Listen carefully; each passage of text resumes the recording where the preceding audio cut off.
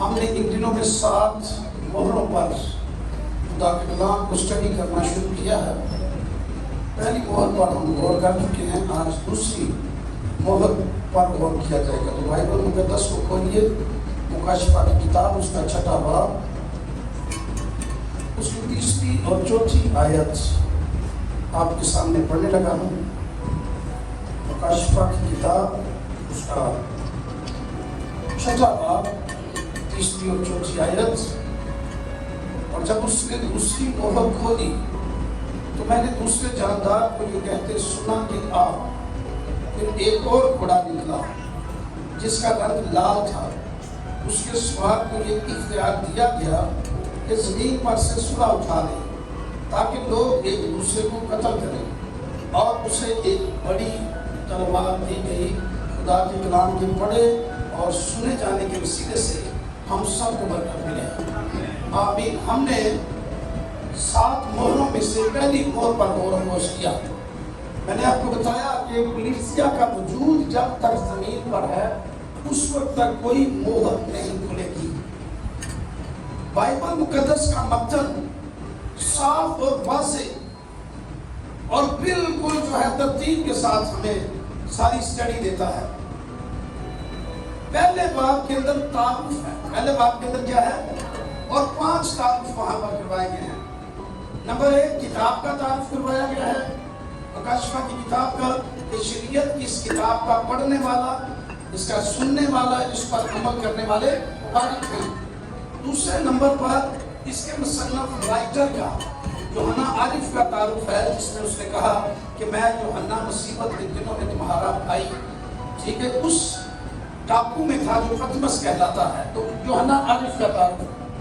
تیسرے نمبر پر اس میں مسیح کا تعارف ہے۔ اگر پہلے باب کی 10ویں آیت سے پڑھیں تو خداوند یسوع مسیح کو یوحنا عارف دیکھتا ہے، اس کا تعارف کرواتا ہے کہ وہ اس کا چہرہ جو ہے وہ سورج سے بھی زیادہ تیز روشنی کے ساتھ چمک رہا تھا، اس کی پوشاک سفید براق تھی، اور اس کے پاؤں جو ہیں وہ پیتل کے تھے۔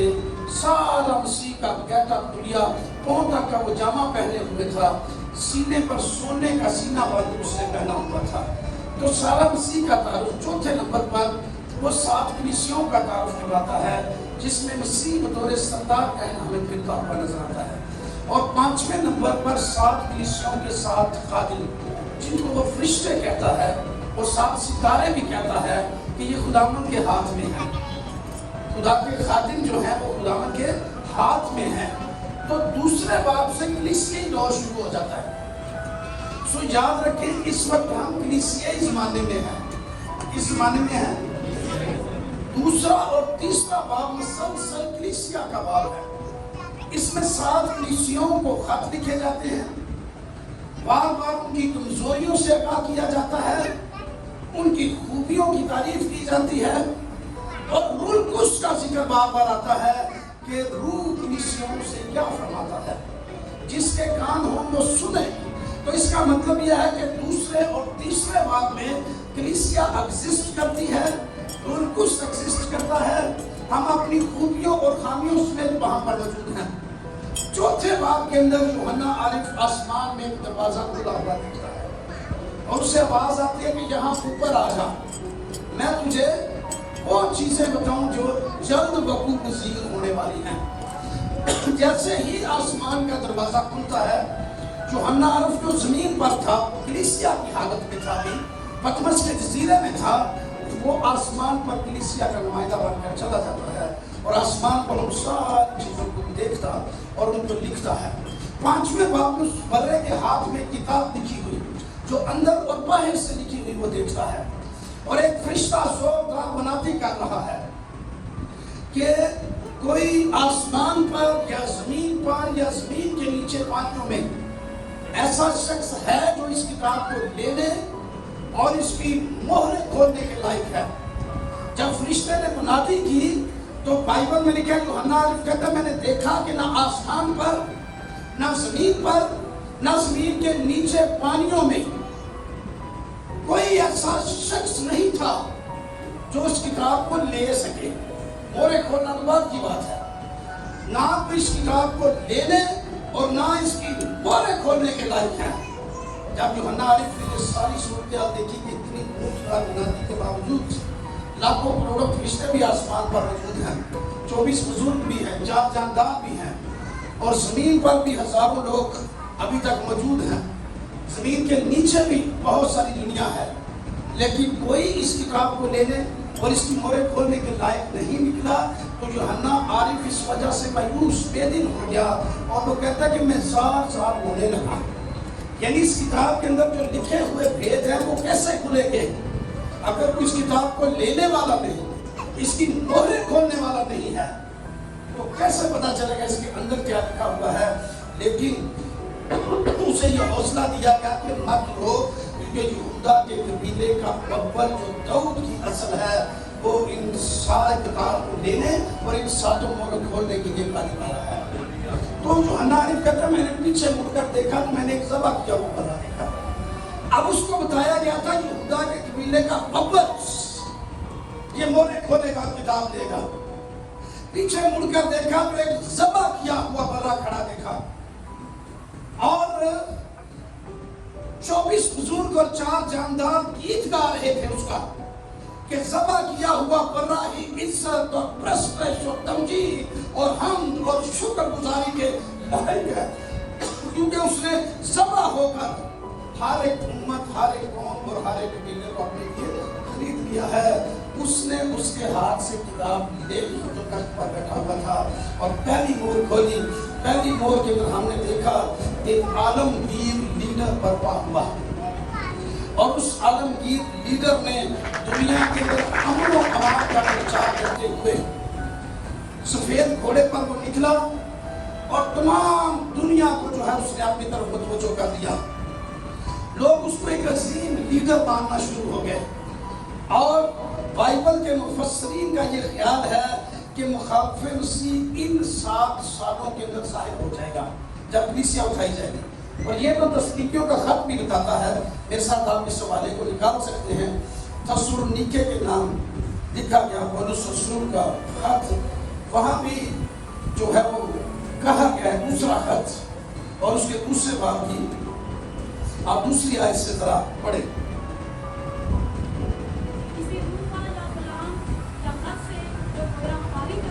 ہاں جی، کسی روح کا یا کسی خط کا گویا جو ہماری طرف سے ہو، ہاں جی، یہ سمجھ کر کہ خداوند کا دن آپ پہنچا ہے، تمہاری عقل دفتن پریشان نہ ہو جائے اور نہ تم گھبراؤ، کسی طرح سے کسی کے فریب میں نہ آنا، یعنی آنے والے وقت کے بارے میں لوگ کئی طرح کی باتیں بتا کر انسان کو فریب دے سکتے ہیں، اس لیے اس نے کہا کسی طرح سے بھی کسی کے فریب میں نہ آنا۔ ہاں جی، وہ دن نہیں آئے گا جب تک کہ پہلے پرگشت کی نہ ہو۔ وہ جو عالمی لیڈر سفید گھوڑے پر بیٹھے گا نا، اس وقت تک نہیں اس کا دن آ سکتا جب تک پہلے پرگشت کی نہ ہو۔ اچھا، جب تک کلیسیا زمین پر ہے اس وقت تک پرگشتگی نہیں آ سکتی، کیونکہ خدا کا کلام انسان کو مسلسل تبدیل کرتا رہتا ہے اور اس کی زندگی کے اندر بیداری پیدا کرتا ہے۔ تو لکھا جب تک پرگشتگی نہ آئے، ہاں جی، اور وہ گناہ کا شخص یعنی ہلاکت کا فرزند ظاہر نہ ہو، جو مخالفت کرتا ہے ہر ایک سے جو خدا یا معبود کہلاتا ہے، اپنے آپ ان سے بڑا ٹھہراتا ہے، یہاں تک کہ وہ خدا کے مقدس میں بیٹھ کر اپنے آپ کو خدا ظاہر کرتا ہے۔ ہاں جی، کیا تمہیں یاد نہیں جب میں تمہارے پاس تھا تم سے یہ باتیں کہا کرتا تھا، اب جو چیز اسے روک رہی ہے تاکہ وہ اپنے خاص وقت پر ظاہر ہو، اس کو تم جانتے ہو۔ پولس رسول کلیسیا کو کہہ رہا ہے کہ اس کو تم جانتے ہو جس چیز نے اسے ابھی تک روکا ہوا ہے۔ ٹھیک ہے، گناہ کے شخص کو، ہلاکت کے فرزند کو، تو کس چیز نے روکا ہوا ہے جانتے ہیں آپ؟ کلیسیا نے، بلگس نے، किसने रोका हुआ है? रूह कुद्स ने रोका हुआ है उसे अभी तक। जब तक कलीसिया जमीन पर है, रूह कुद्स कलीसिया के अंदर मौजूद है। जब कलीसिया उठाई जाएगी तो रूह कुद्स भी उठाया जाएगा। फिर ये गुनाह का शख्स जो है वो जाहिर हो जाएगा। तो लिखे कि एक चीज उसे रोकती है, कौन सी? रूह कुद्स। कौन सी चीज रोकती है? रूह कुद्स ने इस गुनाह के शख्स को रोका हुआ है। हाँ जी, बेदीनी का भेद तासीर करता है, मगर अब एक रोकने वाला है। कौन? रूह कुद्स। कौन? अभी एक है रोकने वाला। हाँ जी जी, दूर ना किया जाएगा, वो रोके रहेगा। हाँ जी, उस वक्त वो बेदीन जाहिर होगा। हाँ जी, जिसे मसीह जब अपनी दूसरी आमद में आएगा तो अपने मुंह की फूंक से हलाक करेगा। हाँ जी, और अपनी आमद की तजल्ली से नेस्त करेगा, शैतान की तासीर के मुआफिक हर तरह की झूठी पावर कुदरत। हाँ जी, और निशानों और अजीब कामों के साथ जाहिर होगी। तो ये कलीसिया जैसे ही उठाई जाएगी तो मुखालिफ मसीह जाहिर हो जाएगा। ये 7 साल का इसका दौर होगा, और पहले 3.5 साल कहते हैं अमन के दौर होगा। पहले 3.5 साल अमन का दौर होगा, सुलह होगी, वो 7 साल का अहद बांधेगा। ठीक है, सारी दुनिया के साथ कि मेरे नाल चलो, मैं आपको सारे फायदे। ये दुनिया के झगड़े, जो दुनिया के अंदर जंगें हो रही हैं, मुखालफतें हो रही हैं, एक दूसरे के खिलाफ बयानबाजी, एक दूसरे के खिलाफ टेक्निकल जंगे, एक दूसरे के साथ नेट पर जो है वो जंगे, एक दूसरे के साथ इकोनॉमी के मुकाबले और जंगे हो रही हैं, उनमें मुखालफतें और नफरतें हैं, दीवारें हैं, बॉर्डर्स हैं। वो कहता है मेरे साथ चलो, मैं सारे काम सीधे कर दूंगा। ये तो बॉर्डर दिया है खत्म हो जाएगी, बाहर अंदर जाने की सूरत हो गई, जो मर्जी वीजा लवाया हो गया, कौन उसके साथ नहीं चलेगा? सारे चलने के लिए तैयार होकर पूरी दुनिया के अंदर वो अमल ले आएगा पहले 3.5 सालों में। ये पहली मोहर जिसका हमने जिक्र किया था। दूसरी मोहर के अंदर कहते हैं कि उसका अहद टूट जाएगा, और फिर कत्ल व गारत का जो है वो सिलसिला शुरू हो जाएगा। ये 3.5 साल के बाद दूसरी मोहर खुलेगी। कितनी देर बाद? 7 साल का अहद है। 3.5 साल सुलह होगी, सफेद घोड़े पर निकला और हर एक चीज को फतह करता गया, वो बगैर जंग किए, जिद्दाको जो है डायलॉग्स के जरिए से। लेकिन जैसे ही दूसरी मोहर खुलती है तो लिखा है कि एक सफेद घोड़े की बजाय अब सुर्ख रंग का घोड़ा निकला।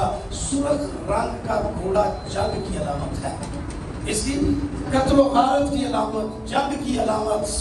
तो ये दूसरी मोहर और पहली मोहर के दरमियान 3.5 साल का वक्फा है। और मेरे साथ अगर आप दानियल की किताब का 9वां बाब निकाल कर देखें, जहाँ ये उसका अहद टूटता है, उस पर भी हम गौर खोज कर सकते हैं।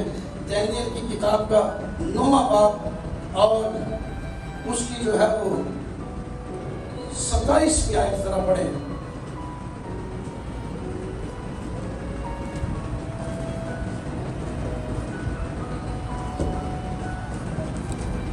एक हफ्ते के लिए बोतों से अहद कायम करेगा। 1 हफ्ते के लिए बोतों से अहद करेगा। हफ्ता कितने दिनों का होता है? हफ्ता जो है ना, इसका मतलब 7 है। हफ्ते का मतलब क्या है? किताब उर्दू की जो किताब 7वीं वाली पे हफ्ता लिखा था ना, तो हफ्ता 7 को कहते हैं। किसको कहते हैं? हफ्ता 7 दिन का भी होता है, हफ्ता 7वीं क्लास तक पढ़ने का भी होता है, हफ्ता 7 सालों का भी होता है। कितने सालों का? और ये याकूब और उसकी जब शादी हुई थी ना पहले, ठीक है, लिया के साथ और बाप में राखिल के साथ पैदाइश की किताब में आपने हवाले सुने हुए, इसको पढ़ने की जरूरत नहीं। कि याकूब ने 7 साल तक जब अपनी जो है वो मामू की सुसर की भेड़ बकरियां चुराई, तो उसने लिया के साथ उसकी शादी कर दी।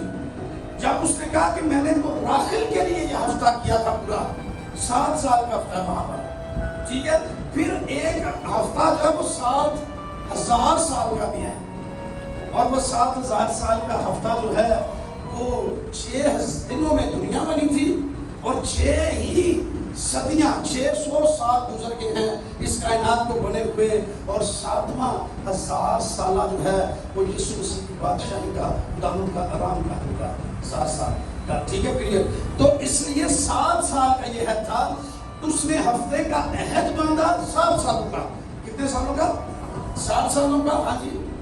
और निस्फ हफ्ते में ज़बीहा और हदिया मौकूफ करे। निस्फ हफ्ते में अगले जरा महीना 3.5 साल गुजरेंगे, उसके बाद हदिया और सारा कुछ मौकूफ कर देगा। हाँ जी।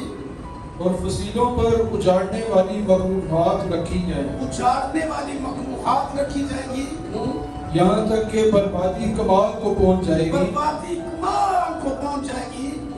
और वो बला जो मुकर्रर की गई है उस उजाड़ने वाले पर वाक़या होगी, उस पर वाक़या होगी। तो अब ये 3.5 साल के बाद अपना सुलह का अहद तोड़ देता सारी कौमों के साथ, और जंग जो है वो शुरू हो जाती है। सुरख घोड़ा पहले नंबर पर आपको बताऊं कि ये जंग की अलामत है, और उस वक्त आलमगीर जंग पूरी दुनिया में शुरू हो जाएगी। पहले 3.5 साल के लिए अमन आया था, अब जंग शुरू हो जाएगी, और सूरज रंग की वजह से खून रेज़ी पूरी दुनिया के अंदर देखने में आएगी।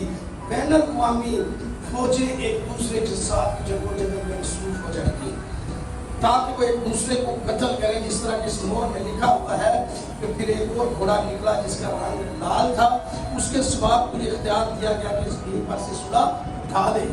पहले ने सुलह कायम की हुई थी, ठीक है, फतह कर रहा था, लेकिन सुलह के साथ दूसरे को इख्तियार दिया गया कि सुलह उठा ले, और ताकि लोग एक दूसरे को कत्ल करें। और उसे एक बड़ी तलवार दी गई थी। तलवार हमेशा से जंग की अलामत रही है, और बड़ी तलवार का मतलब है कि आलमगीर जंग पूरी दुनिया के अंदर शुरू हो जाएगी। आदमियों के अंदर गुस्से के जज्बात उभारे जाएंगे, उसमें खत्म हो जाएगी, उठा दी जाएगी। सुलह होगी तो फिर एक दूसरे के साथ सुलह के जज्बात भी बीच में रहेंगे। तो सुलह के जज्बात जो है वो खत्म करके गुस्से के जज्बात उभारे जाएंगे, ताकि लोग एक दूसरे को कत्ल करें और नफरतें करें एक दूसरे के साथ। इंसानी जिंदगी में भी कुछ कदर नहीं होगी। दुनिया के अंदर हजारों साल से नफरतें एक दूसरे से हो रही हैं, बहुत सारे दिलखराश वाक़यात भी हो रहे हैं, लेकिन ये नफरत इंतहा तक पहुंच जाएगी। इंसान के रोंगटे खड़े हो जाते हैं इन दिलखराश वाक़यात को सुनकर। हर तरफ कत्ल और गारत का बाजार गर्म होगा, दहशतगर्दी होगी, खून की होली खेली जा रही होगी, किसी जगह पर भी इंसान महफूज नहीं रहेगा। और यशायाह की किताब 24वें बाब को अगर निकालें उसकी पहली आयत से, तो वहाँ पर भी यशायाह नबी ने इस वक्त के बारे में बता दिया है कि ये वक्त इंसानों पर, कौमों पर आने वाला है। तो 24वां बाब उसकी पहली आयत से जरा पढ़िए। देखो, खुदावंद जमीन की खाली और जमीन को खाली और सरनगू करके वीरान करता है, वीरान करता है। और उसके साल पहले बता दिया। हाँ जी। और उसके बाशिंदों को तितर-बितर कर देता है, उसके बाशिंदों को तितर-बितर कर देता है। मेरे अजीजों, याद रखिए कि ये सूरत हाल उस वक्त पैदा हो चुकी होगी। और यिर्मयाह 50वें बाब की 22वीं आयत में जो है वाज़े तौर पर इसके बारे में और भी जो है वो बयान होता है। 50वां बाब और उसकी 22वीं आयत, यिर्मयाह 50:22। मुल्क में लड़ाई और हलाकत की आवाज है, तमाम दुनिया का हथौड़ा क्योंकर काटा और तोड़ा गया। हाँ जी। बाबल कौमों के दरमियान कैसा जाए हैरत हुआ बाबल। हाँ जी। मैंने तेरे लिए फंदा लगाया और ए बाबल तू पकड़ा गया और तुझे खबर ना थी, तेरा पता मिला और तू गिरफ्तार हो गया, क्योंकि तुमने खुदावंद से लड़ाई की। मेरे अजीजों, याद रखिए इस वक्त जंगो-जदल पूरे मुझ पर हो जाएगी। बहुत सारे उलमा कहते हैं कि सिर्फ घोड़े से मुराद रूस है। रूस, बहुत सारे लोग ये कहते हैं, क्योंकि रूस का जो रंग है वो सुर्ख रंग है। और ये याद रखें कि ये कहा जाता है कि अरबों के साथ मिलकर इसराइल पर चढ़ाई करेगा और कुछ सुपर पावर्स इसराइल के मुकाबले साथ देने के लिए मुकाबले में आएंगे, इसराइल का साथ देने के लिए, और यूं पूरी दुनिया के अंदर आलमी जंग शुरू हो जाएगी। ये याद रखें कि सुर्ख रंग इश्तराकियत का भी साइन है। इश्तराकियत कहते हैं कम्युनिस्ट को, जो खुदा को नहीं मानते। ये सुर्ख रंग जो है उनकी भी रामत है। इसका मतलब है सारी सोसाइटी गॉडलेस हो जाएगी। लोग खुदा को नहीं मानते, वो सारे एक तरफ हो जाएंगे इसराइल के साथ जंग करने के लिए, दूसरी तरफ खुदा को मानने वाले को उनकी फेवर में आ जाएंगी, और यूं पूरी दुनिया के अंदर आलमी जंग शुरू हो जाएगी। पहले भी दुनिया में 2 आलमी जंगें हो चुकी हैं, उनका भी नक्शा कुछ इसी तरह से तरतीब जो है वो होता है। अगर आप उसकी हिस्ट्री देखिए तो, लेकिन ये तीसरी और आखिरी फाइनल जो है वो जंग होगी। दूसरे नंबर पर घोड़े के सवार का इख्तियार बयान हुआ है। लिखा है उसे इख्तियार दिया गया कि जमीन पर से सुलह उठा ले, उसके पास प्रॉपर ये इख्तियार है। इसलिए अपनी मर्जी से जो लोग मौजूद होंगे एक दूसरे के साथ सुलह नहीं रख सकेंगे। उनके जज्बात ही ऐसे हो जाएंगे कि वो खुद ब खुद एक दूसरे के साथ लड़ने के लिए तैयार हो जाएंगे। अच्छा, अभी भी हम इमोशनल हैं एशियन लोग जो हैं, आले भी ऐसी लिहाज भी उसको नहीं करते किसी का, फौरन लड़ाइया से तैयार हो जाने, लेकिन तो सुलह चौक ले गई फिर क्या हालत होगी आप ये सोचिए। तो फिर लोग एक दूसरे को कत्ल करेंगे, हर तरफ लड़ाई जारी रहेगी, इंसानी जिंदगी की कदर खत्म हो जाएगी और इंसान बड़ी मुसीबत के जमाने में जिंदगी गुजार रहा होगा। तीसरे नंबर पर उसे बड़ी तलवार दी गई है, और गौरतलब बात यह कि ये तलवार छोटी नहीं है। छोटी तलवार जो है वो थोड़ा एरिया पर ही चल सकती है, बड़ी तलवार वसी सतह पर चल सकती है। बड़ी तलवार से मुराद यह है कि वहशियाना कत्ल होगा दुनिया के अंदर, बर्बरियत की इंतहा होगी और आलमगीर सतह पर ये होगी। लोग एक दूसरे के साथ दस्त बदस्त लड़ेंगे, और तीसरी आलमी जंग जो है वो मुसलसल जारी हो जाएगी। आलमी दुनिया के अंदर जो है पहली 2 जो जंगें थी आलमी, वो बड़ी मोहलक थी। दूसरी आलमी जंग जो 1942 से 45 में हुई, उसमें तो एटमी असला भी चलाया गया और 2 जापान के शहर हिरोशिमा और नागासाकी जो है वो जल कर खाकस्तर हो गए। लेकिन ये तीसरी एटमी जंग इससे भी ज्यादा बढ़तरी होगी, क्योंकि यहाँ पर एटमी हथियारों के साथ साथ बहुत सारे दुनिया के मुल्क एटमी ताकत है, तो अब एटमी हथियारों से ज्यादा मोहलक, ठीक है, बायोटेक्निकल हथियार बनाए जाएंगे, हाइड्रोजन बम और इससे भी ज्यादा जदीद असला। और कुछ लोग कहते हैं कि ये जंग जो है ये असला की जोर जहाजों और टैंकों के साथ नहीं लड़ी जाएगी। ये जंग जो है ये सोशल आपका जो मीडिया है इसके जरिए से ट्रोलिंग करके, अभी भी देखें जज्बात उभारने के लिए नेट पर वीडियो चलती रहती है, बाज़ दफ़ा सियासतदानों पे, बाज़ दफ़ा मजहब पे, और फिर लोग उस तरफ चले जाते हैं। नजरियाती जंगें जो हो जाएंगी, और जब ये ट्रोलिंग जिस तरह सोशल मीडिया पर अभी से शुरू है, ये आपने पूरे कुछ में पहुंच जाएगा। लेकिन मैंने आपको ये बताया पहले भी कि यीशु मसीह सोशल मीडिया में नजर नहीं आएगा।